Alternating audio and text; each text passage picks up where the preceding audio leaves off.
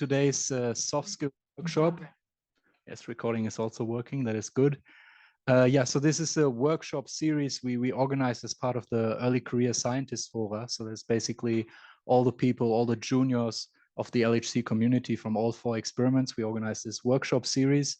And I'm Florian. I'll be moderating today, and I'm a junior representative from the ALICE experiment.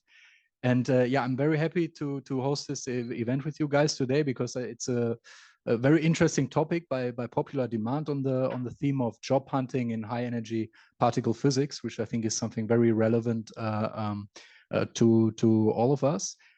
So before I actually introduce the speakers or let them introduce themselves, I wanted to, it's a bit hard to do on Zoom, but in the room, I wanted to get a quick feeling of, you know, what the level of the people in the audience is in terms of career levels. So maybe can we raise hands who's like currently doing a PhD or below maybe? Okay, so really mostly who's currently postdoc? Who has a permanent position? And hence the workshop today. Okay, so just to explain you briefly how we do it, we have 3 panelists here in person with us today. The remaining 5 are on Zoom. We try to spread it evenly over each experiment, so it's usually 2 panelists per experiment, one a bit more senior, one a little bit lower career level. We will start sort of with an introduction round where each speaker can introduce themselves, who they are, what they did, and so on. And then we move through a list of 8 questions that we had pre-selected. And once this part is over, we open the floor to questions from the audience in the room, but as well as for this service that we set up online where you could submit and vote on questions anonymously. And I'll read some questions from that. So I think without further ado, we can start and let the speakers introduce themselves. I think we start here with the room from left to right and then move to Zoom. So yeah, thanks a lot and have fun.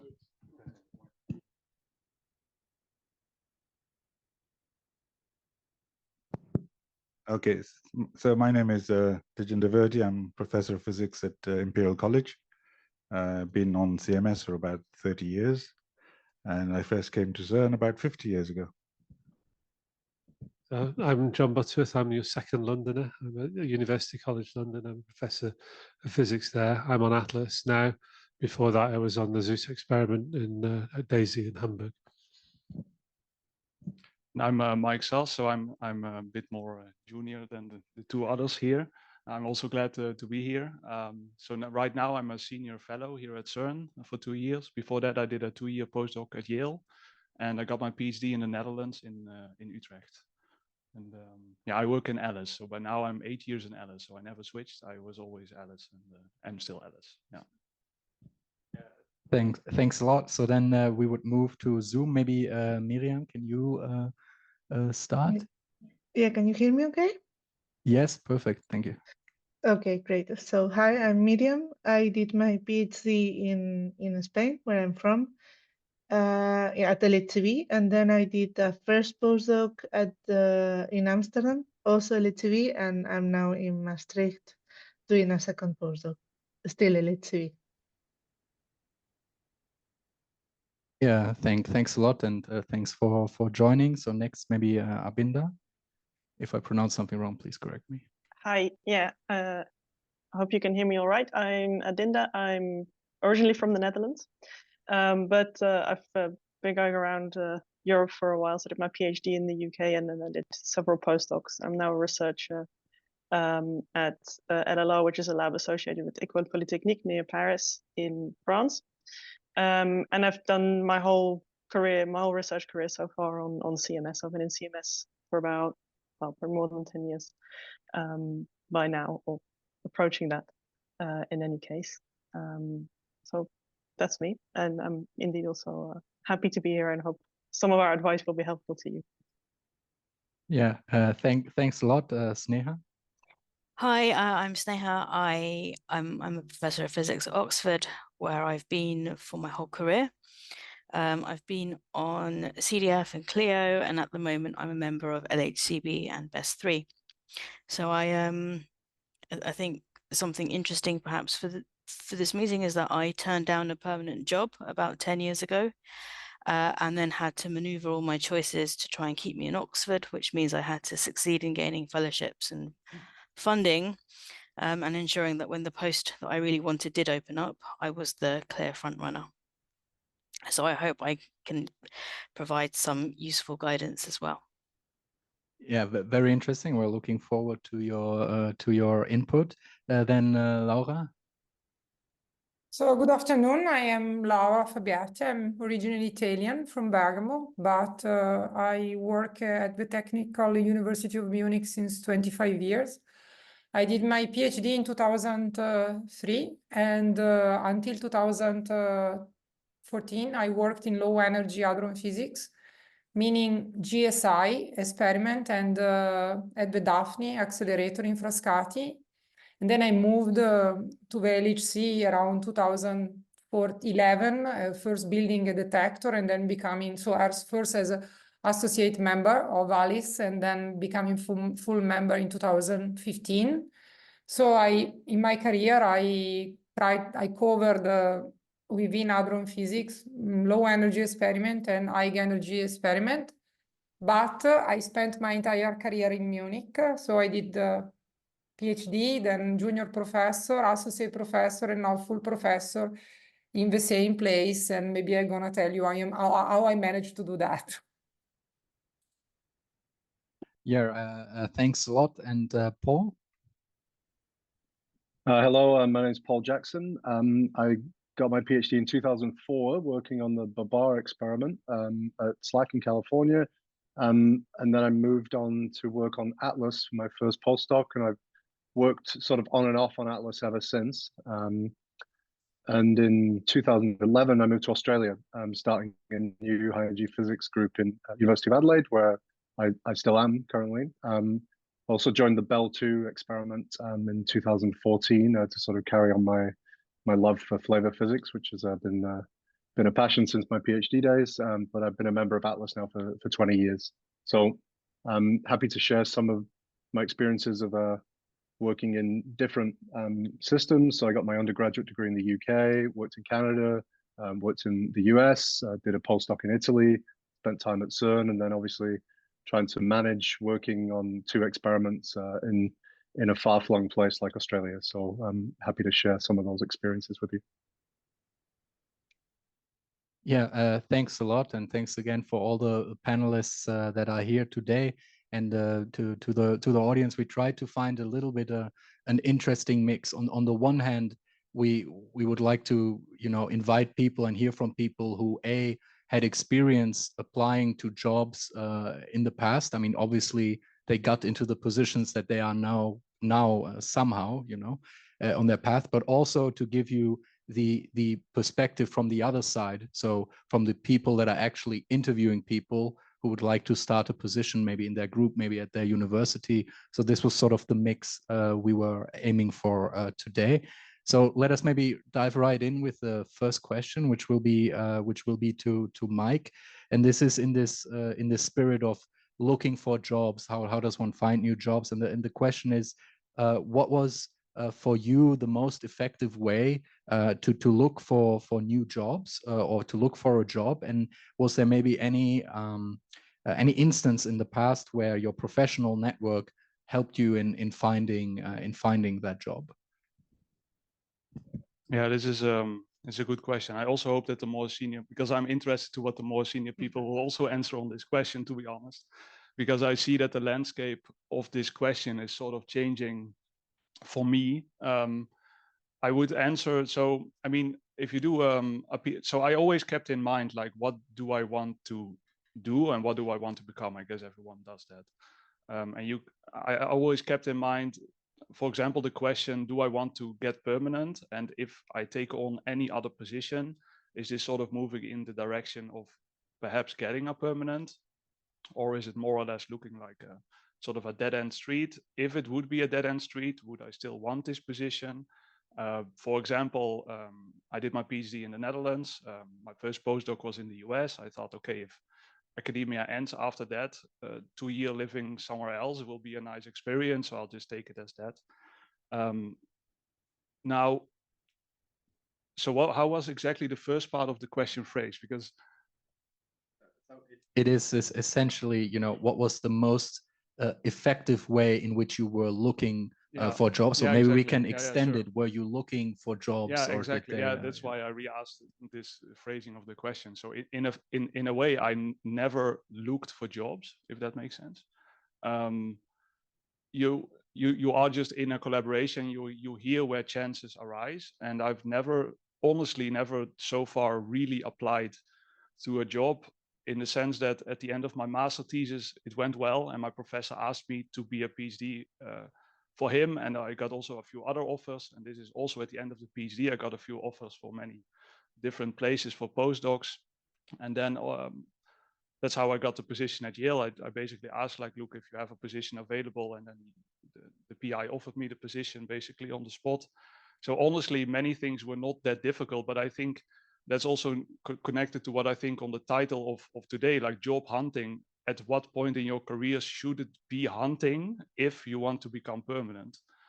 Because we all recognize how terribly difficult it is, I guess, to get a permanent. I see all around me that good people, like extremely good people in a collaboration, are struggling or even not getting a permanent position. And if you see this happening around you, you're like, okay, what does that tell about me? How do you see yourself, let's say, on the scale of being possible to get permanent or not? So that I found quite difficult along the way, let's say. So far, not really hunting. I do feel that the more senior you get after 2 postdocs, it suddenly really becomes a hunt. That's what I feel.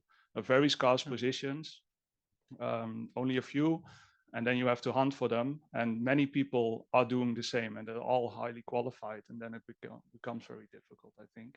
Yeah. But I think as long as you enjoy what you're doing, and it's all about networking, basically. If you do well-respected things for your collaboration and you build on your network, I think there will always be, let's say, a postdoc opportunity. I think that is a bit how I see it. Yeah. Yeah, thanks a lot. Yeah, especially, I mean, you answered also the second part, right? How much did the network play a role? And this is exactly what you said. You know, in the beginning, the network did essentially all or most of the heavy lifting, and then it seems to be becoming more and more the hunting in addition to having network. Any of the other panelists would like to add something? Yes, we have here. This is a little bit from my own experience, but sometimes you get given news which you don't want to hear. So when I was after my PhD, there was a position going, and at the place where I was doing my PhD, and I wanted to apply for that position, but the head of the group said that you must leave, you have to go away, and then maybe you can come back. So sometimes you get told that you have to broaden your horizons, go elsewhere, and it's usually given in good spirit, and I certainly profited from that advice.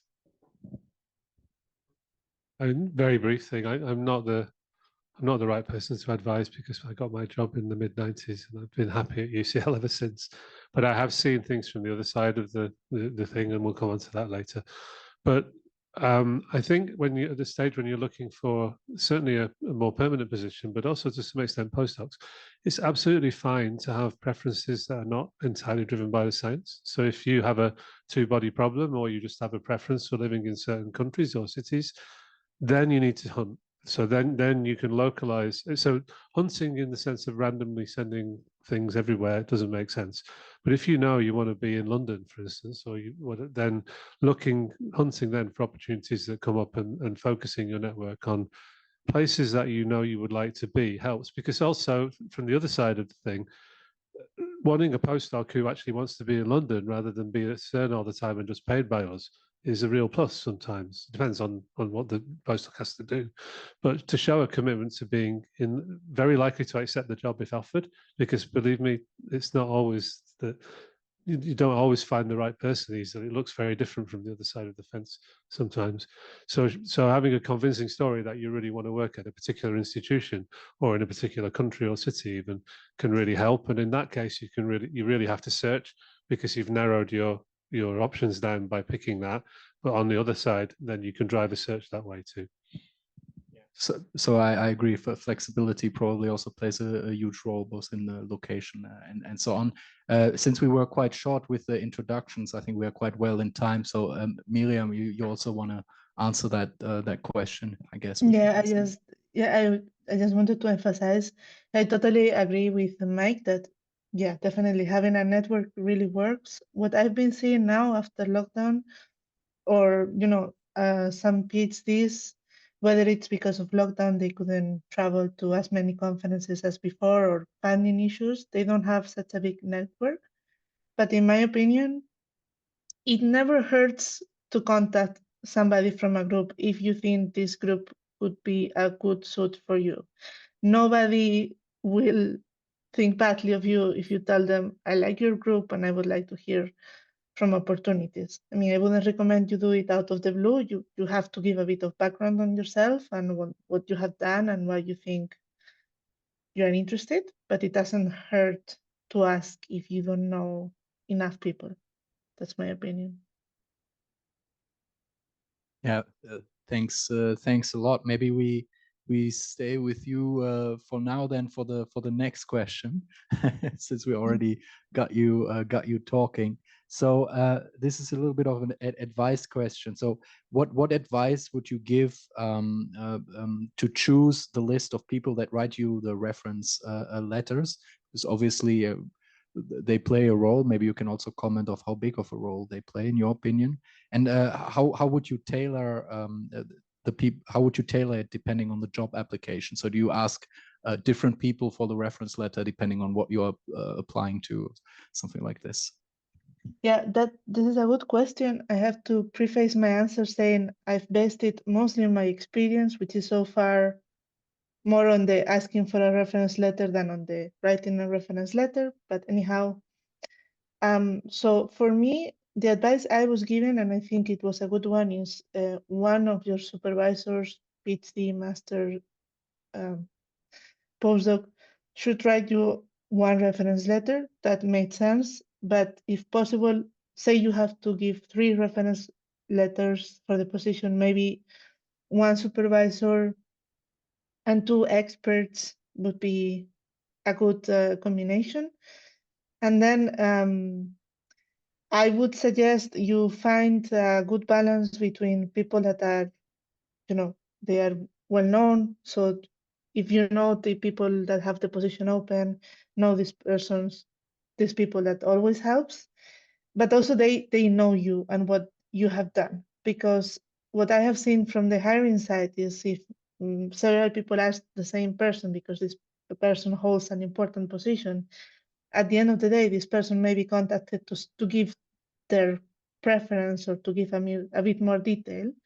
So it's preferable if you have a person that knows what you have done and why you are suitable for the position, or even to give a bit of a reminder of why you want to apply to the position to the person writing your reference letter, if that makes sense. And then from the writing perspective, when I've been asked to write a reference letter for different positions, I tried to emphasize the skills that I thought would go better with each position. So if it was more a software-based position, then I would say I would emphasize the candidate's ability to deal with software, and if it was more data analysis, more on the other side. Yeah, thanks a lot for these insights, especially also regarding, you know, seniority or person in important position versus how closely did they actually work with you. So I find that a very interesting comment. I think Laura had her hand up first. To comment about what to write or what to emphasize in the application. I think that what is very important when we read application is that we can figure out very quickly what is the individual and original contribution by the applicants in the research environment in which the applicants is working. Meaning, you know, if you come from a big collaborations, it's very important that immediately you point out what you did yourself, what is your original contribution, and in case you also already able to author independent works from the big experimental collaboration that you point out that in addition to your work of a collaboration, because normally when I sit in committee, we judge candidates on the basis of their contribution to the general, let's say, to big experiments, you have to contribute to the maintenance and to, I mean, you have to carry your load, right? In a big collaboration, but at the same time, you have to demonstrate that you are independent and original in your research. So this is one thing that one should really look when writing an application. And then for the letter of recommendation, I really think it's important to ask to a person who likes you somehow. So meaning that I write a lot of letters and clearly those that are written for students whom I don't necessarily have to have worked with them closely. But for example, when somebody asks me for a letter and they even offer me a pitch, you know, that we can chat shortly and they prepare in a very crispy way what they did in few slides and they explain to me what are their skills, I am clearly more inclined to write a more personal letter, right? Because I get the support, I get some anchor points where I can formulate my letter better. So what I would recommend you is to ask people known in the field, but also people who know your work and also appreciate it. And this you can gauge by the interest that these people have already expressed towards your work. But you can really also ask senior scientists for a small Zoom meeting in which you describe your activity in a crispy pitch. This is very well appreciated because senior scientists, they have very little time, many things to do. And if you don't waste their time, they are gonna, I mean, if you help them, helping you, this is much better. So this would be my advice. Yeah, thanks a lot. Very useful, practical tips. And yeah, for sure, the person should like you. Probably would be, otherwise it could end badly. Adinda, maybe a short answer before we move on to the question. Yes, sure. So yeah, I'll try and keep it brief. So I want to also say it is important that the person knows you and indeed that they like you. In terms of the information that you provide them, Laura said, okay, maybe you can have a meeting. What I normally do if I need a letter from someone is I just send them a list of bullet points with things that I've done just to refresh their memory.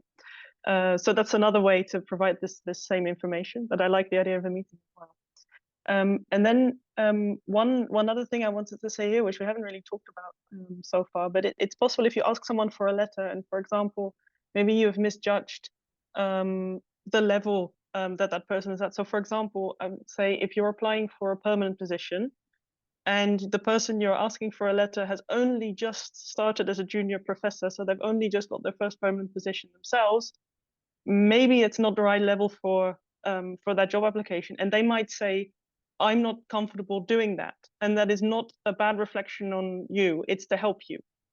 So that's also something to keep in mind. If someone says no to writing a letter, it doesn't mean that they don't like you. It might mean that they don't want to hinder your chances of getting the job. Yeah, but very important additional point. We stay now on the theme of applying for jobs with the next question to Jonathan. So maybe now that we have talked about the reference letter, what in general in the application, what should one especially highlight? I mean, Laura already commented a little bit on it. For example, what should you highlight in the CV, in the motivational letter, things like this?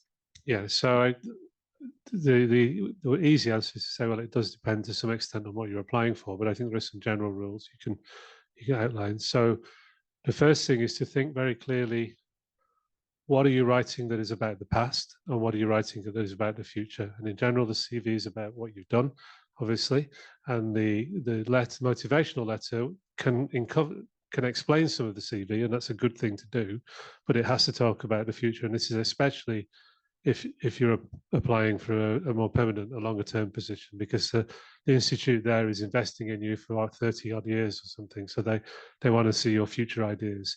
With a postdoc, it depends a little bit on how specific the job advert is. So some postdocs are, we want to hire a good person to do cool physics on Atlas. in which case write about what the cool physics you want to do is. Others might be, we need someone to do something very specific because we're a great group and we've got a fantastic program and we need a postdoc to do this. And then you write, this is why this is the thing I want to do. This is why I can do it.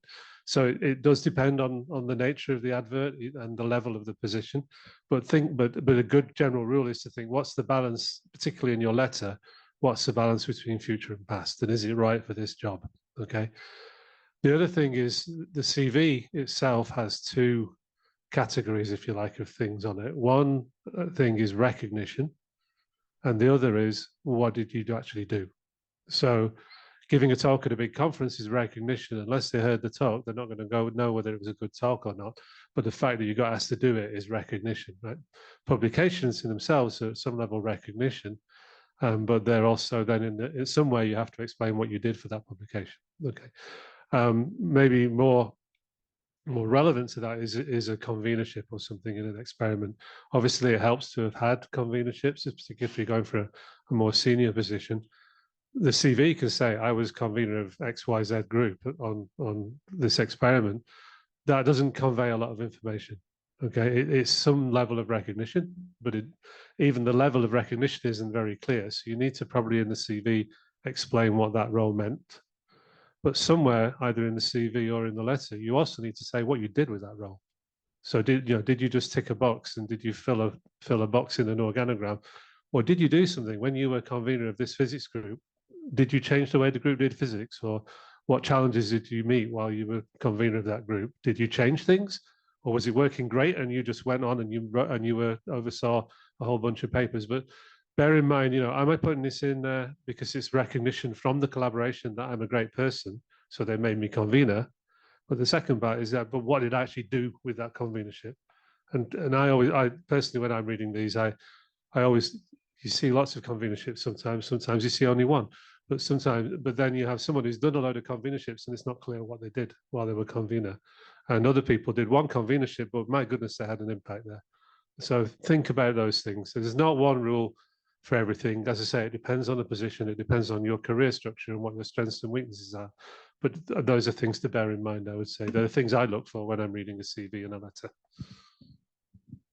Yeah, very useful. I mean, especially this first of all, the balance between future and past, because I think especially for younger researchers, it can take a while to really form your vision of the future or the path that you want to take. And also a good takeaway with the, really adding to the CV additional information that puts things into context, just rather than just being a line. For maybe now, anyone from the room wants to comment? Yes, please go ahead. Just to add a few more things, I think there's also another aspect of recognition. If you worked on an internal note, you can say that because normally the papers are the whole collaboration science in the LHC experiments. So you can pick up internal notes and saying, I did this, and even the title, but you can't obviously say very much more about it because you can't give it as a reference. That's one thing. Approval talks, they're also something that you can list because they also are recognition that you were actually doing the work, and that's why you were chosen to give the approval talk. So that's more than just recognition. It's recognition of the work that you've done. So things of that nature. Now, there's also a trend nowadays to, I think John mentioned a little bit in the letter, the narrative CVs, where you actually explain what you've done alongside the position you've got. So there's a trend towards narrative CVs, which are quite helpful for the panel when they look at it. The other thing is that if you go for a university job, which I'm now sort of partly answering the next question, what a lot of the people, half the panel tend not to be particle physicists. So when you say I'm a convener, they wouldn't know what it means. So you need to explain what level 1, level 2, level 3 is in a footnote or a postscript as to what those positions are and the numbers of people that you're actually directing the work of as a convener, and the international nature of the set of people that you're conducting the research or extracting results from. So these kind of things are very helpful. The more information, solid information you can give, the better it is that you'll be selected to come for an interview. And finally, one thing which is very, very important is whatever you write, you must be able to defend in the interview, because if you can't defend what you've written, you'll be at a disadvantage. And ideally, you have your referees back you up as well. And then more chance of getting the interview in the first place. Can I still add? Yeah, sure, go ahead. Yeah, since you mentioned about the narrative CV, I'm now applying for a grant in the Netherlands, and there you only can upload in the pre-proposal phase a narrative CV, and you're not allowed to upload your CV. And then you're also not allowed to just name like I have X publications in these journals. It's just not allowed. You can just say like I did a postdoc in this institute, and you can like talk about yourself, but there's none of the I did 30 talks at various conferences. You cannot do this X number of things. You can also cannot say what your H index is or any of this. So that makes it very complicated in a way. It's also nice to give everyone a chance that then has a very good proposal to do actual research, right? What they did allow is maybe to then think about, especially as a PhD student, is to only name, for example, 10 key outputs that you did. And then you just say like, okay, I worked on a code framework and this is the GitHub link, for example. That could be a key output, or you list one of your papers, which can be a key output. But you have to, I think, when you do an entire PhD, really try, especially in big collaborations, to find something to work on where also the collaboration attaches your name a little bit to whatever product that is, and that is novel. And I think if you ever apply for a job and you can really point to something, even if you work together with 3,000, 5,000 people, like this is what I did and it's new, I think this is also now helping in this new era of not using CVs in a way. Yeah, maybe we go back to Tejinder. You already started answering the question a little bit about the interview panel. Maybe you can talk a bit about, you know, what is actually an interview panel? How do we have to imagine that? And how many people are usually on it? And what are sort of the benefits of really using an interview panel rather than just, you know, interviewing the candidate by yourself? Yeah, so as you probably know, when you go for jobs, there are two parts to it. One, which we just finished discussing, which is the paperwork, which is important. And paperwork, high quality paperwork, enables you to get called for an interview. Because some of the positions that I have been associated with it as being a panelist, it is shocking actually to see how many people apply, and you have to reduce them to a handful because you can't interview hundreds of people. You have to bring that down to some manageable number, like somewhere below 10. So that's so the paperwork is very important. Now, what the panel then does is first look at the paperwork, and they usually get given 10, 20 cases to look at. And usually what happens is that 2 people are given the paperwork, at least 2 people, so that you can remove some of the bias. So that's the first thing. So that's what the first thing the panel does. Panel tends to be somewhere between 6 and 8 people. And it depends on the position that you're going for. So if you're going for a university position, then the panel will include the director of undergraduate studies, because as John has said, the university is making a commitment of 30, 40 years by selecting you, because normally these are permanent positions, certainly in the case of the UK. So in that sense, you have to make your case and also recognize that they are taking a commitment on you. And you have to show that the aspect that John mentioned, that you have some very good ideas for the future, not only of the past, which is the paperwork usually reflects the past, but sometimes they ask you for a mission statement, which might allow you to look into the future. It depends on what kind of position you're looking at. The head of department is usually there, who's not necessarily from our field. There are about 3 people from our field, and there's somebody from outside the physics department, if that's where you're going to go, because they also want to make sure that, you know, people are hiring good quality people as well. So that's the comment that I made earlier, that when you explain in your written paperwork, you also have to bear in mind, depending on the position you're looking for, that there are people who are not familiar with your work, who are going to be reading it, and you need to attract their attention, grab their attention. So it has to be written in a style which actually captures the imagination of the panelists. Now, what the panelists then do is to select some people for interviews, and the interviews are rather important. In fact, they perhaps are even more important than the paperwork, because the paperwork allows you to get into an interview situation, and then you have to perform. But it's also true that not everybody actually performs well in an interview.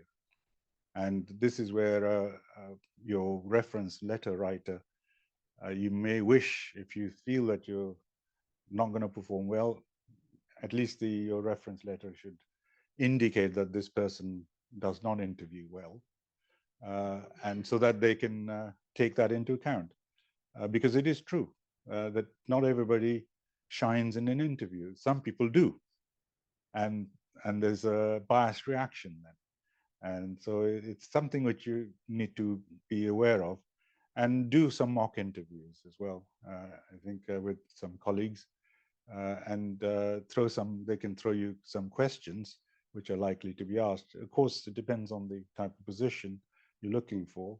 So you might be asked whether you've taught anything. So if you're going for a university job, then that is something that you need to be able to cover and have some experience of teaching, whatever it is, even shadowing people. If you're a convener, then you have that responsibility to a certain extent in guiding the analyses. So say that and demonstrate what the outcome was, as John was saying, is very much outcome based, what you write and what you say. And if the outcomes are very positive, then you're likely to get the position.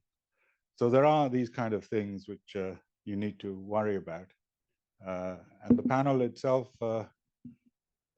they also have a tough job, because, you know, when you get to the interview stage, there's not a huge amount of difference if you just look at the paperwork, because everybody's pretty good. And so somehow or another, you have to make yourself stand out in that high level of competition. And dare I say that sometimes it's luck sometimes. That's what happens. And don't feel too aggrieved if you don't really get it, then just go for the next one and try to repair things. A short one, yes. So yeah, the luck thing, by the way, in all of this is under-acknowledged. It's just the way it is. No system is perfect at picking the absolute best people. There's an element of luck, and you should always bear that in mind. There's a couple of things I'd say. I didn't say in my intro, but I was head of physics at UCL for 7 years, up until 2018. And so I chaired a lot of these panels in condensed matter physics and atomic and optical physics and astronomy. So I've seen it from that side as well.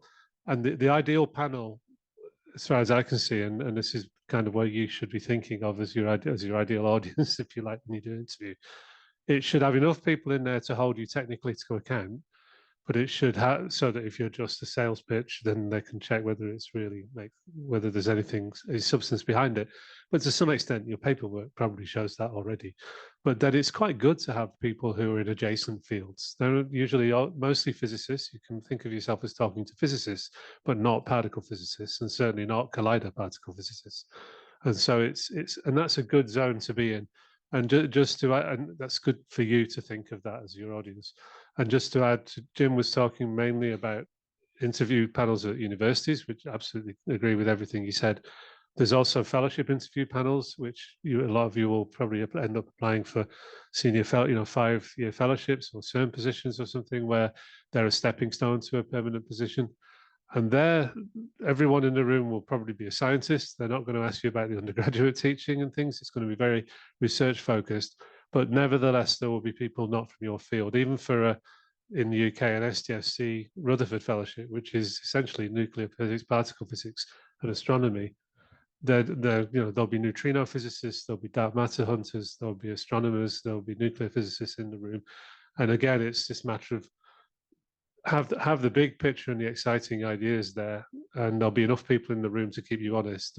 But it's think about addressing the non-experts primarily, I would say, in that case. Yeah, thanks for these insights, especially also from people who have been on many interview panels.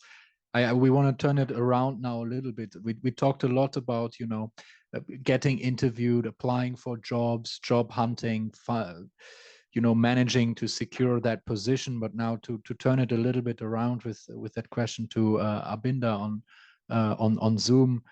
You know, when you are in an interview or you are applying for a job, you also kind of want to know, is it a good fit for me, the work that you're doing? So the question to Adinda is, during the interview or conversation or whatever, how would you gauge if the research group or the supervisor is a good fit for you? Do you have maybe some insights you can provide there?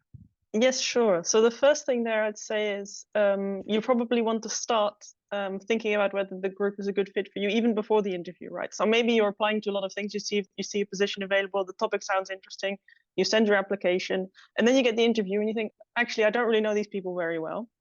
So maybe the first thing is, even before the interview, see if you know anybody who's already working in that group. Maybe you have a colleague you've worked on analysis with, they're now in that group. See what they think, so you can talk to them. But you might not necessarily get an honest answer, because that person might also, if you're not very comfortable with that person, they might say, the group's great, even though maybe they actually have some problem with their supervisor, but they don't want to say it in case that then comes back to them later. So you have to judge these things for what they're worth. The same is true, of course, if you don't know anyone in the group, but you know someone, for example, maybe your supervisor knows the people very well. You could ask you could ask him or her for information about the group. So you can start to build up a picture before you even get to the interview. And then at the interview, it's difficult because you're maybe also a bit stressed. So try and gauge responses to, for example, if you're asked to give a presentation about yourself, see if people are interested. Are they engaging with you? Are they asking questions? Do they seem interested in what you're presenting? When you enter the interview, do people seem friendly to you, or is the atmosphere not to your liking? These are things to pay attention to.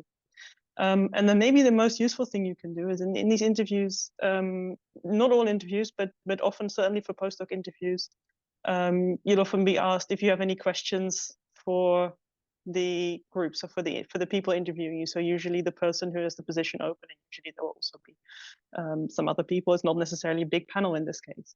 And even if you don't know for sure that you're going to be asked that question, you can always prepare it in advance. You can think about what you might want to ask these people to try and get to know them better as well. So, for example, if there's something that's really important to you in such a position, ask about it. So, for example, let's say the position is on some research topic X, which is you find interesting, but there's also other things you would like to develop. Ask if they would be interested in those topics too. You're not saying, so don't say like, I only want to work on another topic. You can say, I'm really interested in the topic you propose, but this is a topic I'm also interested in, and I would like to develop some research into, and is that something you want to expand into? If they say no, not at all, maybe that's your answer, because if it's something that's important to you and they don't want to do it, is that something you can work with? So these are things that you have to then think about. And that might give you a sense of whether it's the right fit for you or not. And if, as part of these things, you think, I don't really want to ask those questions in case I don't get the position, maybe you should think that if it's something that really is important to you, do ask about it, because if it's important to you, and you would be unhappy if it's something you cannot do in that position, or some condition that does not work for you, then it's better to know beforehand that, rather than being offered the position and then finding out that you're unhappy in the end in that role.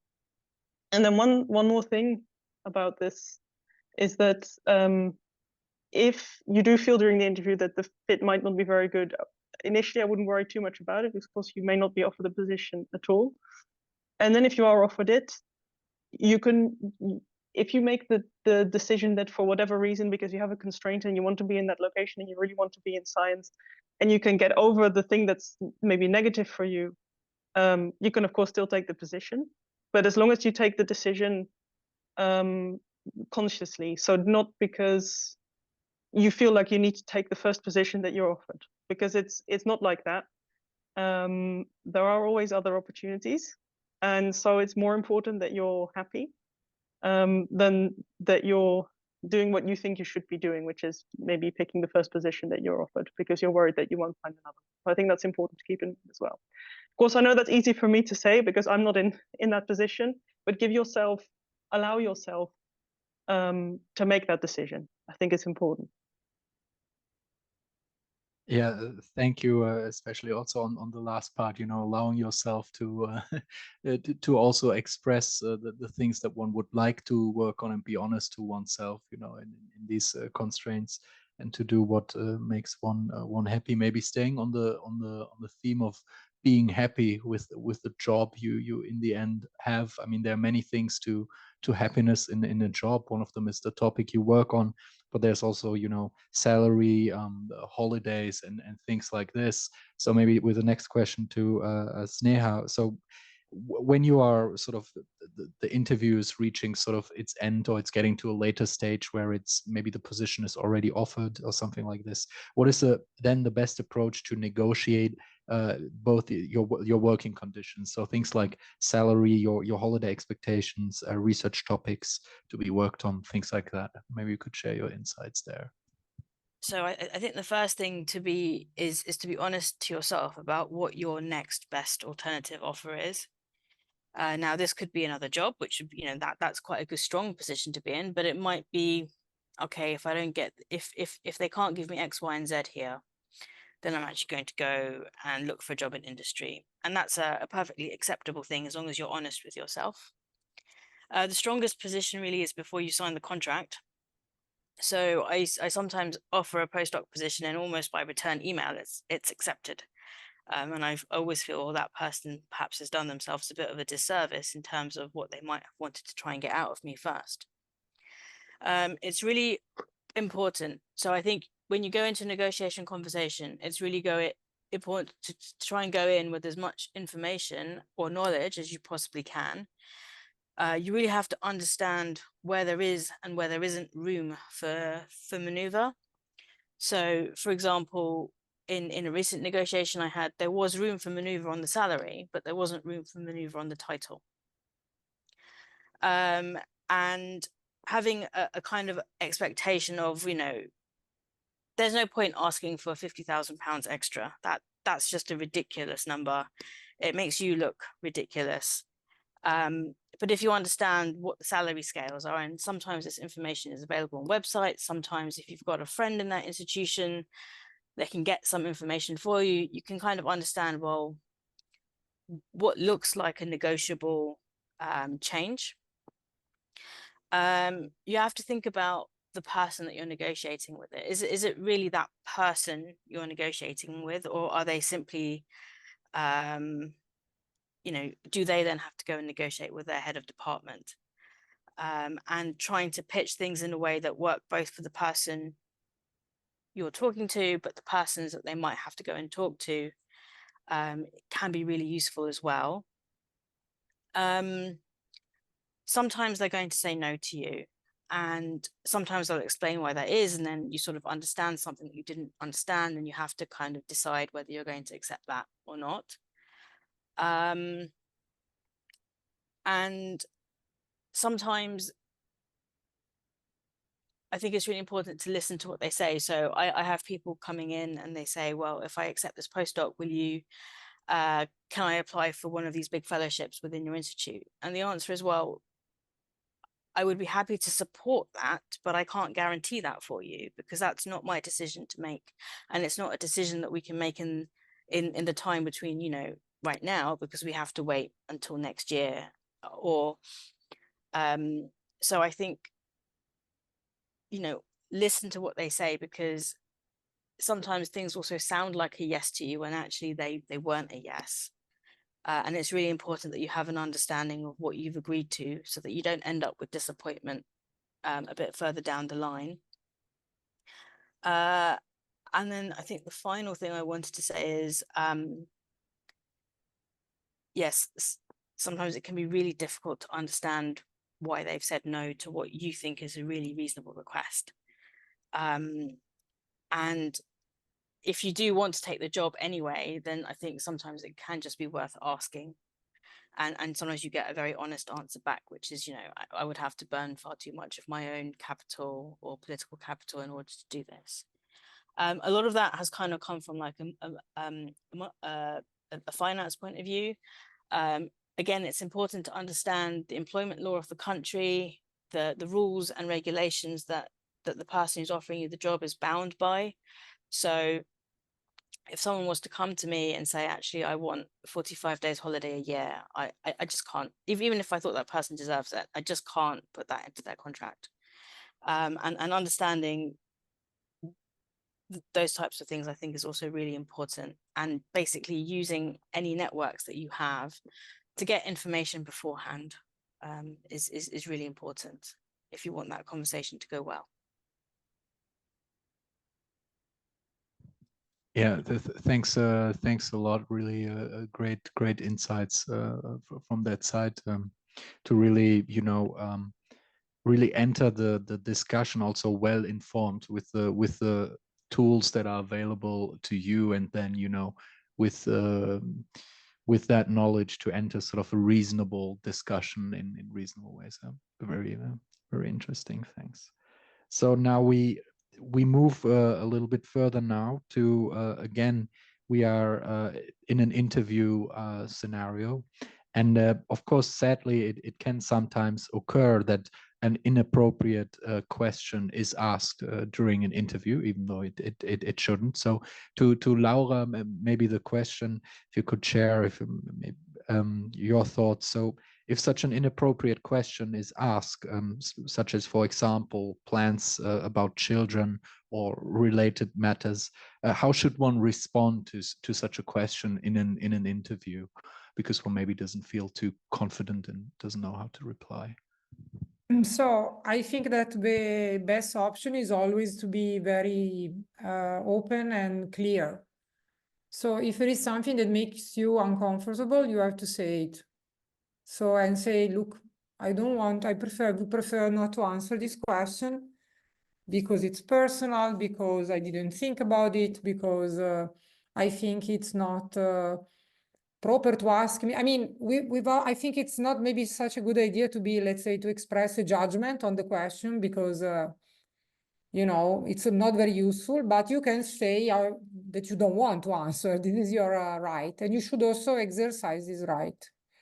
Because finally, if the person who is judging you or like interviewing you has anyway a very strict opinion about that you don't share, this is not going to be a very good starting point for a work relationship. So finally, you also have to find a place to work where you feel welcome and also comfortably. So in a sense, accepted the way you are and the way you think. So at the risk of failing the interview for non-scientific reasons, which are always a part of these interviews, because finally human beings judge you. Human beings with some of the people in the committee, they have limitation of any possible kind, right? Not all of them are super smart and not all of them are good people. That's the way it is. But my recommendation would be always to be sincere, never to lie. This is never a good idea, to try to be too diplomatic or to lie or to say, no, I don't plan a family, I don't plan kids, or you know, so whatever. I would be just like, you have to be yourself. So yes, this would be I think what on the, maybe not on the short range, but on the long range, always pays back. Yes, we have. Thanks a lot also for, I mean, not only calling for honesty, but also giving such a nice and honest answer. So yeah, John in the room has something to add. That was absolutely right, and I just want to add one other comment. That this is the way I've seen this play in panels. Not that I was chairing or being interviewed by, but I was on. Someone can ask an inappropriate question, and the panel may the panel chair they may get absolutely toasted by the panel chair for asking an inappropriate question. So I would, in a situation like that, I've seen people go, I don't wish to answer that, but the body language is everything. If you just go, I don't wish to answer, you look surprised that this was, you make it clear it was inappropriate without attacking anyone. And very likely then in the closed door, when the candidates left the room, the person who asked that question will get absolutely toasted by so just bear that's a possibility. It comes under being honest and being yourself, right? But body language can be very important and very useful in those circumstances. Thanks for that. Also very honest addition to also and insights into behind the closed doors afterwards. So yeah, the last of these pre-selected questions goes to Paul, and I apologize if it's a little bit of a negative theme, because we now moved from the interview process, applying, and then sadly, of course, it can happen that one gets a rejection during an application, and there the sort of the question was, if one, in case of a rejection, should one ask for feedback after the interview, and then more importantly, should one take the feedback seriously, because this is also an additional point. Yeah, thank you. So I don't think it's such a negative thing. I mean, as mentioned, you can have dozens, hundreds of people applying for these jobs. So most people are getting rejected. Practically everyone's getting rejected from every job application. There's only going to be one successful person. So this isn't such a bad thing. It will happen to most people. So it's worth just being prepared for this when you apply for jobs. When you go to an interview, there's a likelihood this is going to happen. I don't think you should ask for feedback if you weren't shortlisted, if you didn't get any response at all to your application. I think that's inappropriate to ask for feedback. I think you've received the feedback already that you weren't quite the match for that position. If you interview, I think echoing the comments of several other people on the panel here, you should come with questions. If it's a postdoc job, the question should be appropriate to the postdoc job. I think, as Sneha was saying, don't ask for something that clearly is outside of the remit of the position. You can't break the rules in terms of salary and holidays and parental leave and various other things. You're kind of bound by whatever we have an enterprise bargaining agreement at my university. We can't really wiggle around this. But if it doesn't work out with the questions that you asked, you just happen to not be a right fit. The word luck came up earlier. There's a lot of luck involved here. And your skills didn't quite match the job that was there. You can ask for feedback from the chair of the panel. And I think really asking for some specific questions about things that you'd asked. If there's something to do with your application, something to do with your interview, something you can take on board and actually use for the benefit of your next application or your next interview, hopefully, if you have one ready to go. I think just asking a few small questions, because the panel won't have too much time to give you pages and pages of feedback of where you did well, where you didn't do well. In the end, there's going to be some judgment call. And if this is coming down to a sort of permanent position, it might really just be people thinking there was a good personality match. Somebody dealt well with an inappropriate question in an interview, and everyone else on the panel thought that person's brilliant. We really need them. And the person who asked the inappropriate question, everybody actually doesn't like anyway. Maybe that's a thing that happens there. So, getting that little bit of feedback could be helpful. How seriously should you take it? Take it as seriously as it comes, right? If you're getting a little bit of a 1 or 2 line bit of feedback and you don't really think it resonates with your experience of the interview, don't take it on board so much and just completely change your CV and your approach to applying for things. If you're getting feedback that's really useful and there's a few pieces of information that you can act on, then I'd say actually use that and act on that and put that into practice for your next application. Awesome. Yeah, we have an additional comment here in the room. Yeah, I think it's an interesting question. It is quite difficult to request written feedback, because that then goes into an iterative cycle where people have to agree to what is being written down. and they may have legal implications as well. So it's not easy to get that, and it will not be something that is terribly useful either, because it has to be almost vanilla. Where it might actually be helpful is if you know somebody on the panel and you can orally get something, because the idea is, I think has been mentioned, is to see if you can improve the next application you make. And that kind of guidance might help, but it'll be oral, if at all. If you know somebody on the panel, that's probably the best way to get some feedback. Written feedback is tough, and it'll be vanilla, likely. Yeah, thanks a lot for. I had one thing to add. Yes. Sneha's got her hand up as well, I see. Ah, yes, So yeah. I would just say very brief. I have an example, just an anecdote. I have a colleague, a good friend of mine, who I interviewed for a permanent position, got a letter back almost immediately saying, well, after the interview, saying, thanks for coming, you're fantastic, but unluckily for you, there's someone even better on and we've only got one position. You got that, so unfortunately we can't offer you the position. And then within 12 hours said, actually, this other person's just turned us down, will you come? so when someone, there's an element of luck in there, right? And part of the luck is who else is applying for jobs at the same time. And if you get feedback that says you were a really strong candidate, but unfortunately there's someone even stronger or even better fit, that's not negligible. They mean it usually. They won't say that for someone who they just thought didn't make the grade. So even if it's a one-line written feedback, that's meaningful feedback, and you should be pleased about it. It's not what you tell people just to get rid of them. It means it. Yeah, absolutely. Yeah, thanks. So maybe just before we move to the open question session, Sneha, maybe with a short addition to this.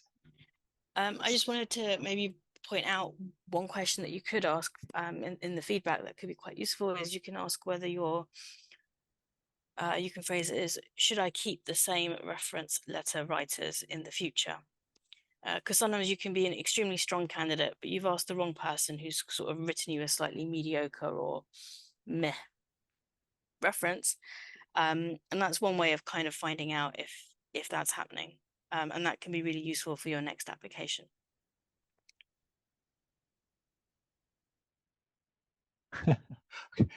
Wide agreement in the room and with a thumbs up on Zoom. So thanks for that addition. So now we move to the open QA session. So I mean, an easy thing to do would be to simply ask in the room, and do not worry, I will do that at some point. The most democratic way, we thought, would be if people can actually submit their questions, and not only that, but vote on the questions to find out which are the most burning questions that people have. So we had quite a lot of responses. I currently see 28 questions that were submitted.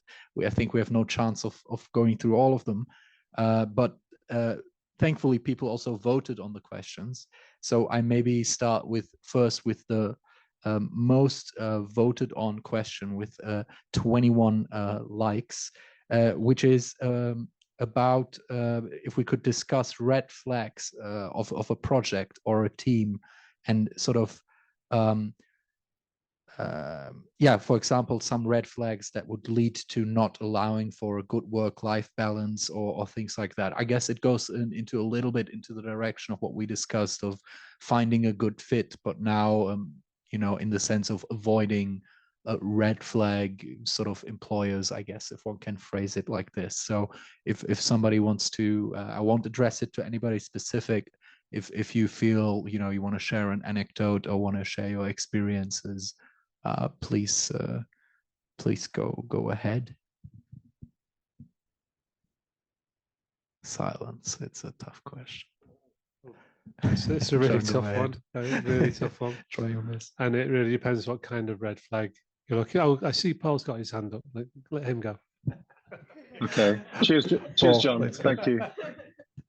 That momentary just pause that John put in there. That's the good stuff. No, I thought I'd jump in and say something. So I mean, yeah, it's hard to answer this, of course. But one red flag might be knowing why the position is open. It could be that there's a position that's open because people are leaving this group. They're struggling to keep hold of people within a group. Occasionally this does happen, that there's perennially people trying to hire postdocs and they're not keeping them for that long. So finding something out about the group itself. I guess within the interview process, which is a little bit what I've been talking about, how do people on the interview panel interact with one another? Are they friendly with one another? Are they actually getting on as colleagues?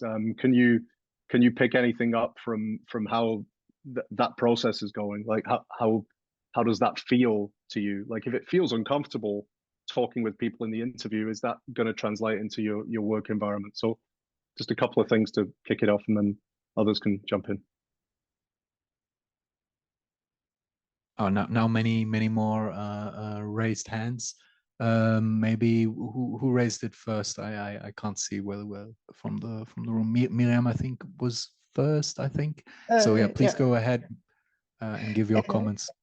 Something that usually turns me off from a group, but this may be a personal preference, is when they make a lot of jokes on the line of, yeah, we are all workaholics here. We work during the holidays because it's so much fun. You know, because sometimes it can give you a hint that these people really don't respect work-life balance. And yes, I've seen it happening. So that's one for me. Yeah, thanks a lot. Maybe, yeah, Adinda, maybe a short additional comment. I want to get through as many questions as possible. So please go ahead. I'll be very quick. I remember that once I was invited to an interview, and I think it was like 2 or 3 weeks in advance. It was quite a long interview, which is, you know, it's fine, 2 or 3 weeks. But they did not ask me, are you available that week? They said, you have to be at this place at this time. I don't know if one should accept such propositions. So this could be a way, this could be a red flag also related to how the group works, maybe lack of forward planning, these kinds of things. Yeah, thanks for that. Thanks for that anecdote. So now, actually, interesting situation. The votings on the questions change in real time while I'm looking at them. So the order is changing. So also in the room, feel free to. The link should be on the Indico. So if you have a question, you can vote on that. Currently ranked on number 1 is now with 24 votes. You know, as people who have a good overview over the field, also the landscape in terms of jobs and so on. What in your view is the probability of really finding a permanent position in the future if you are a PhD now, and then in addition it gets asked if you maybe have an idea of a rough ratio of permanent positions versus PhDs? Another tough question, I know, but yeah. I mean, I don't have the current numbers, but I would say that the UK maybe is a bit different from some other countries in this, in that we do not have the view that a PhD, the natural progression of a PhD, is a permanent academic position. We're very proud of, and we make the case for the fact that people go and do all kinds of interesting things from a PhD. So that's from the PhD point of view. Obviously, I think the record still is in terms of PhD to postdoc in the UK. I'm not sure. I think the number of postdoc positions isn't huge, and the number of permanent positions isn't huge, and the drop is probably comparable in both, as far as I can tell. I think in the long term, the field of particle physics has. We're discussing our future now. You're probably aware that the European strategy for particle physics has kicked off again, but I think we have a long-term view in the field. I think that in terms of the long-term positions opening up and funding agencies, we often feel that we're like, oh no, we don't know what the field will be doing in 20 years because we haven't got the FCC approved or whatever it may be.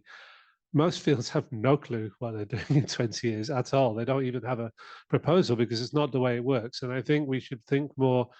We get a little too corporate sometimes in terms of big colliders. If you think about the field of physics and the exciting stuff that's going on with, I don't know, AI and machine learning and our role in that, or quantum technologies for fundamental science and our role in that, or detector development and condensed matter physics, or moving into astroparticle, and we're part of an ecosystem of very exciting science. So I think if we bear in mind that that's what we are, and if you hire someone working on Atlas now, that doesn't mean they have to be working in an underground at CERN in 50 years' time. They might be doing something else, and I think we can make the case that we're part of a very exciting field and with a lot of possibilities.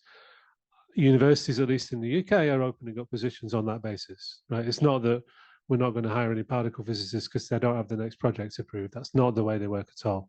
It's that this is an exciting field with good things going on, and if we hire good people, they'll be part of the next good thing, and that's the attitude to have. So I don't see things getting worse. I'm not sure things can get loads better either, and they are tough. But that's my take on it all. I'm afraid I don't really have the numbers. I think one of the things that you can look for is if you get into a certain position, what's the likelihood it leads to a permanent position? There are such positions like the limited duration here at CERN, almost always leads to a permanent position. So you going through into a upper pyramid, but that's the sort of thing you need to bear in mind. There are stepping stones. In the UK, each country has its own way of doing it, so you have to find out. In the UK, they have STFC fellowships, Royal Society fellowships, which are long-term, but they, on the other hand, it is understood that the universities in which you get these positions, they will do their best to give you a permanent position at the end of the fellowship. So look out for certain types of positions which lead to permanent jobs. Now, PhD is, as Jonas said, it's the attitude taken by a country. For example, in the UK, it's the ability to do research is what the PhD is actually.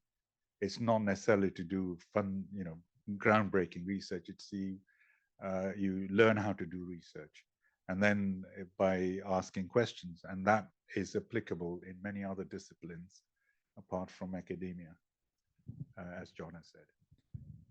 Yeah, before we maybe, I know Mike, you also want to say something, but Laura had her hand raised on Zoom to also contribute something, and then maybe shortly, I think that this question of a percentage probability, asking yourself all probabilities, it's a wrong question. You should not ask yourself such question, because clearly, I mean, already the fact that you study physics, that you are not starving and so on, I mean, it's part of a privileged statistics, and that also contains random variable, right?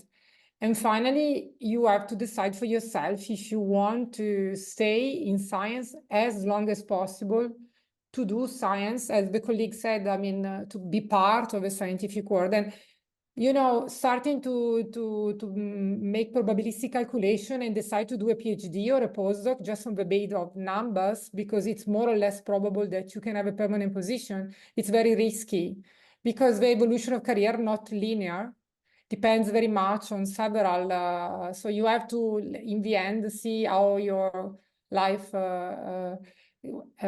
develops, and you should not be discouraged by small numbers, because actually, there is a chance for many people, clearly not for everybody, but for many people. And I would not be discouraged by small numbers. I would not even bother about the fact that the probability is 10%, 5%, or things like that. I don't think it's a good idea. Yeah, thanks for reminding us to also be asking the right questions and see the full picture. Let us maybe move on, because there's so many interesting questions that keep popping up here. So the next one is it's a very, very broad question, but nonetheless very interesting. So what, in your opinion, what qualities are the most important to develop or to have in order to succeed in academia? It's a very so we have a Miriam first on Zoom with her hand. Yeah, I don't know if it will help me succeed in academia. Maybe I will tell you in a couple of years. But one hard lesson I had to learn in this second postdoc, when I stayed in LHC, but I completely switched what I was doing in the collaboration, is to learn not to let my pride interfere with my research. Because I was already a postdoc, I had some seniority, and I had to learn how to be willing to say, I don't know, and ask stupid questions, and don't let judgment from other people interfere with my motivation. I found that to be quite challenging.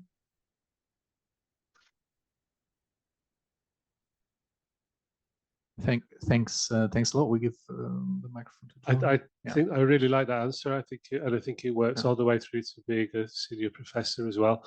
It's back to be honest. Be confident in your own abilities and be confident enough then to say when you don't know, and not to think you've got to be a superhero and take everything on, but be confident in the things you can do. And I think that will help you be more collegiate as well when you're in an academic department. I think it works really well. I would also say, for those of you who do start a new job, especially a long-term position, a permanent position, the ability to say no is really important, because people will load all kinds of stuff on you while you're keen, and they're don't always have your best interest at heart. Sometimes they do, not always.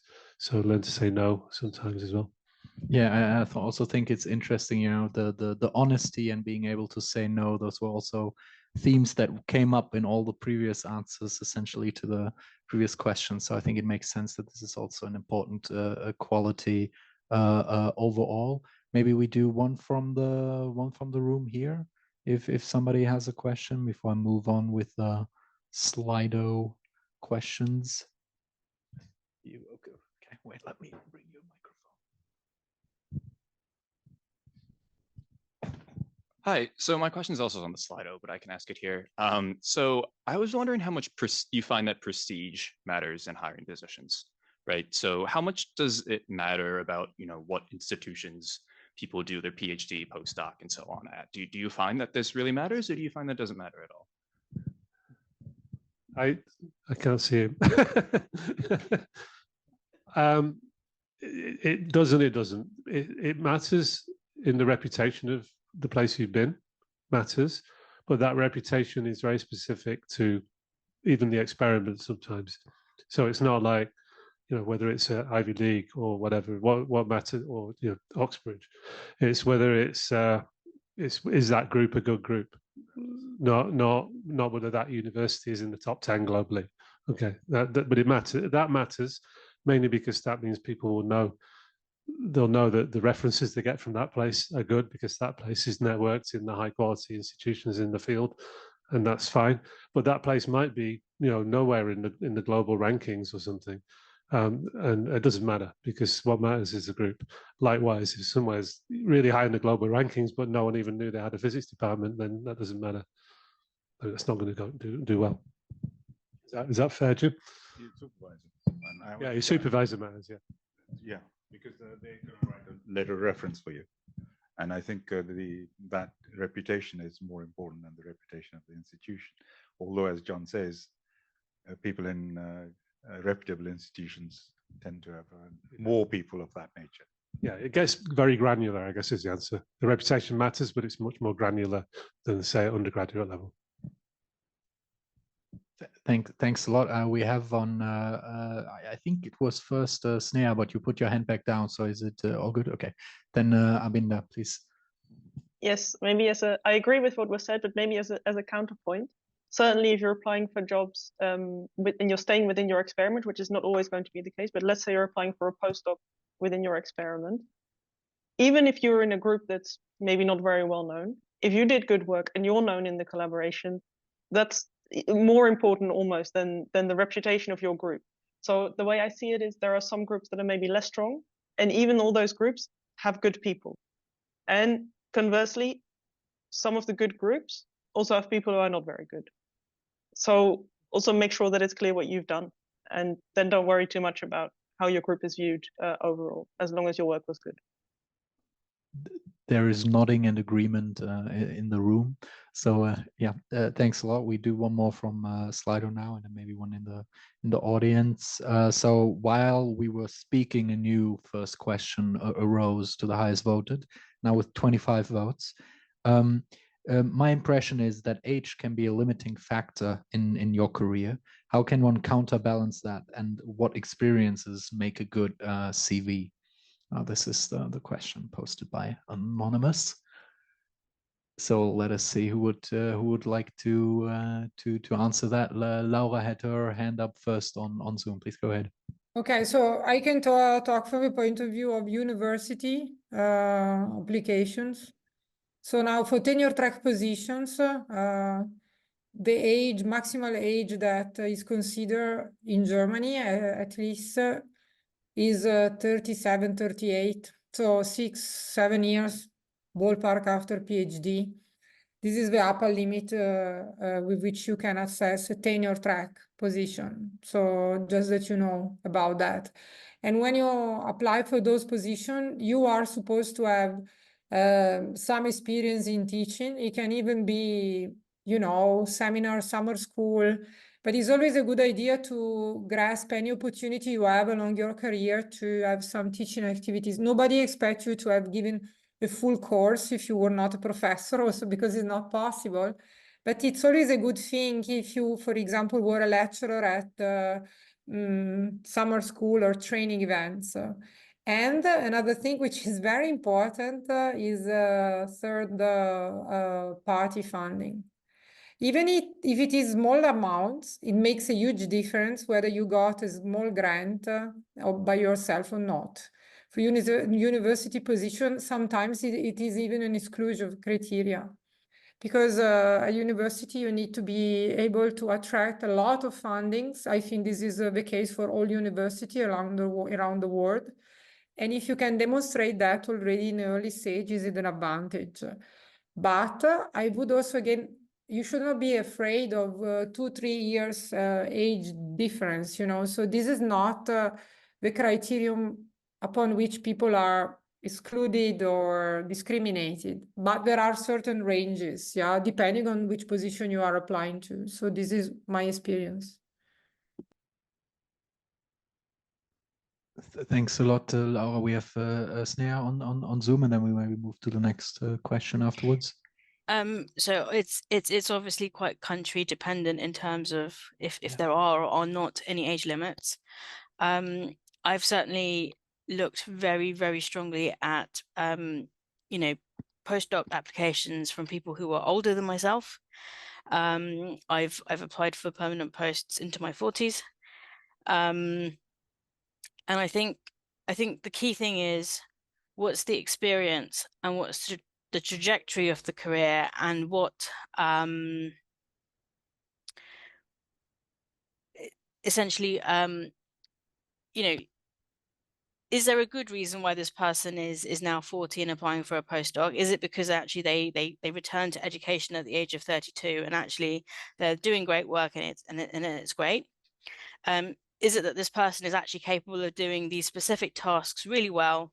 And actually, if that fits really well with what you want, then that's fine. But if it's that actually it looks from their CV that they're not flexible, that they're not able to maneuver themselves into different roles or do different things, then you are at a disadvantage. But that's more a case of that your application isn't as flexible as the person who wants to hire you would like it to be.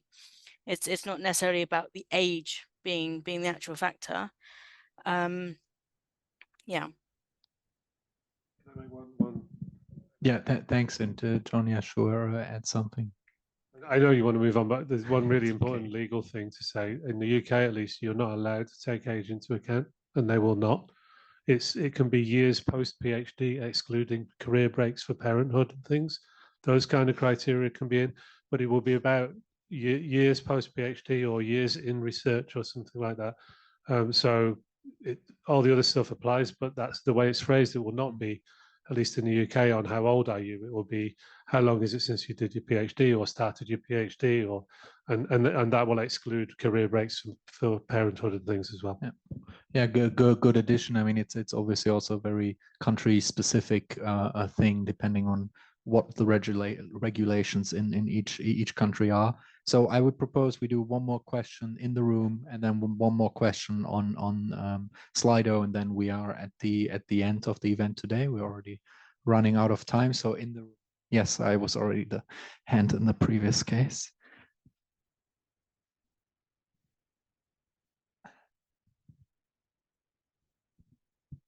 Thank you. I wanted to ask a question related more towards the permanent positions. So as a kind of senior postdoc, for example, CERN fellowship is only 2 years. how should one time the applications towards tenure tracks and professorships to kind of be in the sweet spot for applying? In many cases, as we all know, from applying to actually starting the job, there can be up to 1 or 2 years, even with some grants.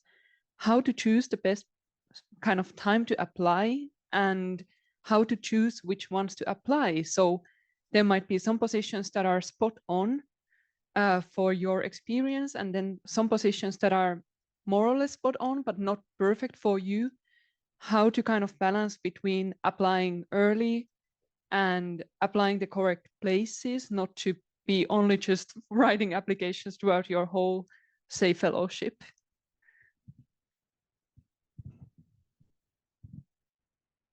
Make an attempt at answering this question. I think you probably are a CERN fellow, I guess. And so you need to actually discuss this with your supervisor, whoever is responsible for you, to see if there's possibility of continuing at CERN, which would be the LD position, which, as I said earlier, is probably the best choice for you to make if you can get it, which are also difficult to get. So that's one aspect. But applying generally, I think the second year would be a good time to start. And applying for positions which you've already gone through a selection process because you're a CERN fellow. And so the narrowing has taken place already. And CERN fellowship is, I was actually asked when I said, I was told that I should apply to CERN and leave Imperial College. And so that happened. But then I found a position, and but the position didn't start until 6 months after my end of my contract, but CERN then covered it. So that's another aspect. So if you start looking for in the second year, and even if you get a position which is starting a little bit later, then you can negotiate either with the institution or with CERN as such. So those are the kind of things that in your personal situation you should look for. And also keep an eye out in your own country for positions of the type that I mentioned earlier. Because once you've been a CERN fellow, the next step up is something which is a fellowship which leads to something, which if that's what you're looking for. The other possibility has been mentioned earlier, shouldn't underestimate going out of academia. And if you feel that way inclined, do look into those kind of things, because it is a tough business actually, because as has been said, the numbers of positions are not too dissimilar from the time that I got mine to today. They're just more people doing it, I think. I have a feeling, but it's always been difficult. And so keep an eye out, but also be minded to be to look broadly and not necessarily in your own country, because it's very rare. Like Adinda is a case. Holland, Imperial College, now in Paris. So you have to be flexible. Yeah, thanks. We have time for one more question. And now I do something a little bit different.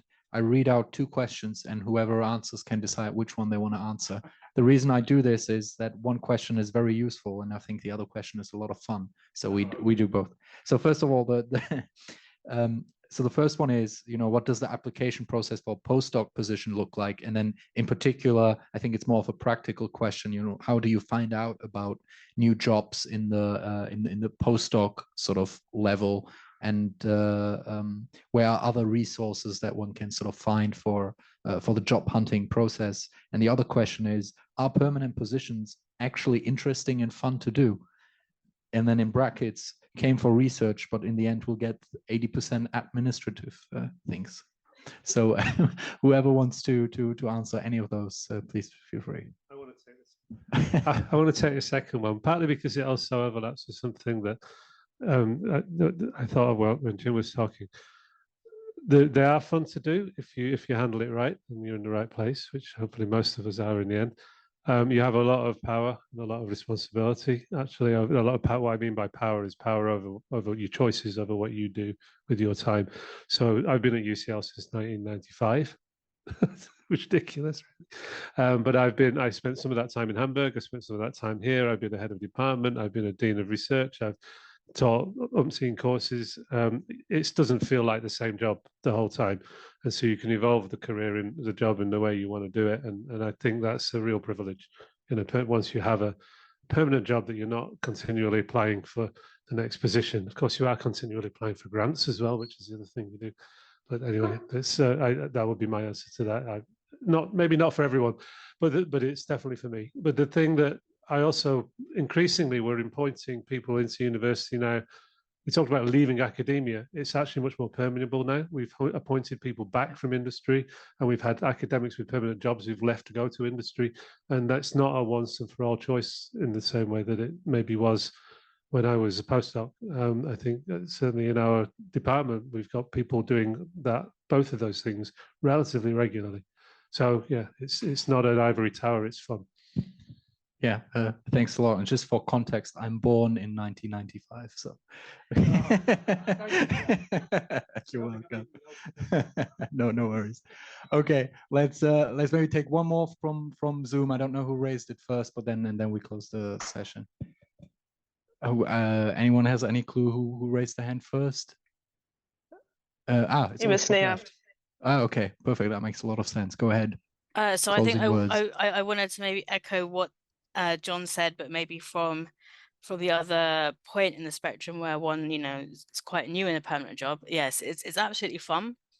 Yes, if you want to spend all your time making plots, if that's really what drives you, like typing things into the computer and looking at the plot come up, I don't do that. That's not part of my job description.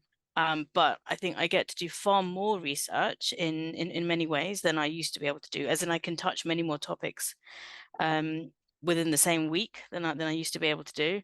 And I think in terms of what John also said, in terms of like opportunities for changing your career as time goes on and having new experiences, I think this is a great career path to be able to do that and kind of mold things to really what you want and your own interests. And I think that's the real privilege of having a permanent position.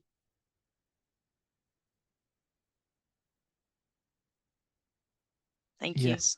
There is actually one question on Zoom. Maybe we still take that one quickly and then we close. Yeah, James, I think it's you, right? Yeah. Hi. I just wanted to say thanks a lot for the very good panel, and I just wanted to add a little bit of perspective that was missing from this discussion, and I guess I'd like to talk directly to the students and the postdocs that are here.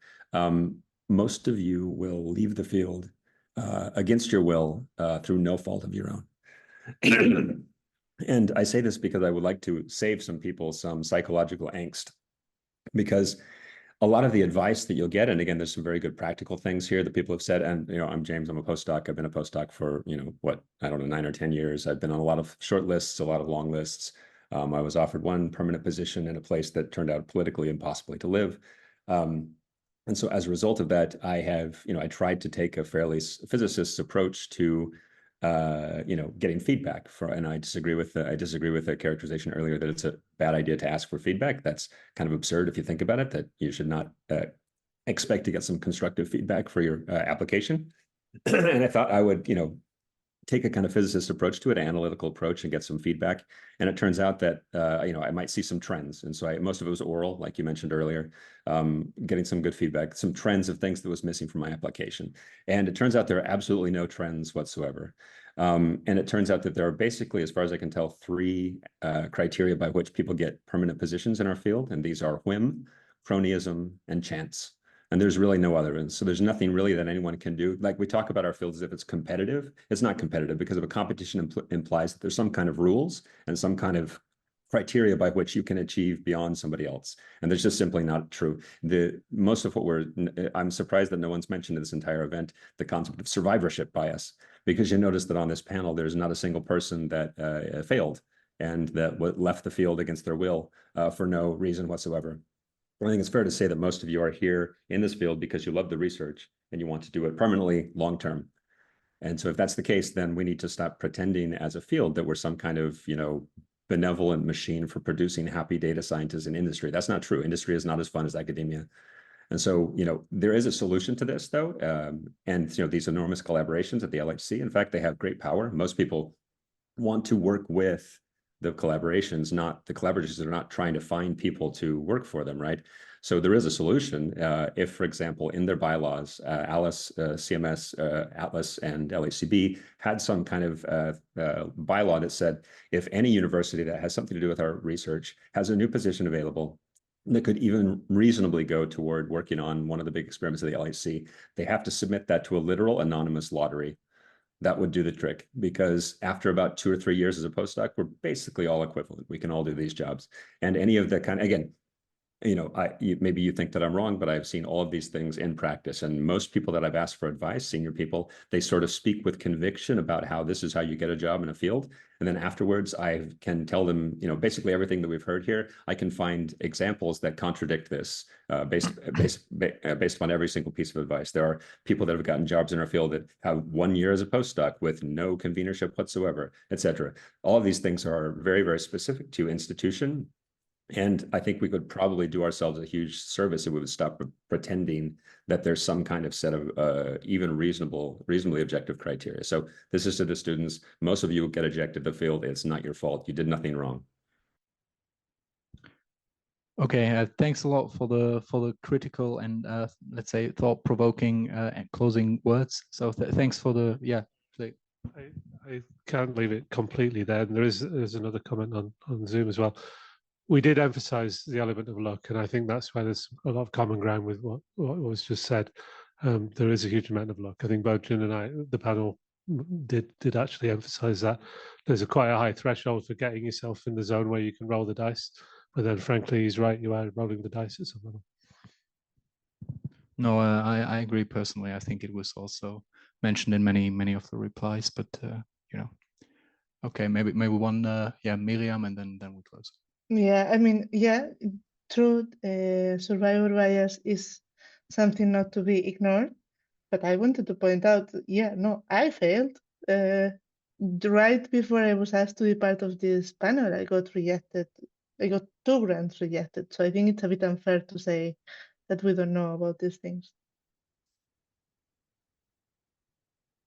All right. So with this discussion, we close. I thank all the panelists that took the time really to answer all our questions. I also want to say thank you for everybody here, and maybe a round of applause for the panelists, for those in the room. No, thank to you for to see you at the next event. I want just to thank you for organizing, because you are also not yet tenured, and it's really honorable that you take the time to put work, very professional work, to try to help your peers. This is really honorable. Thank you for doing that. You and your. Thank you.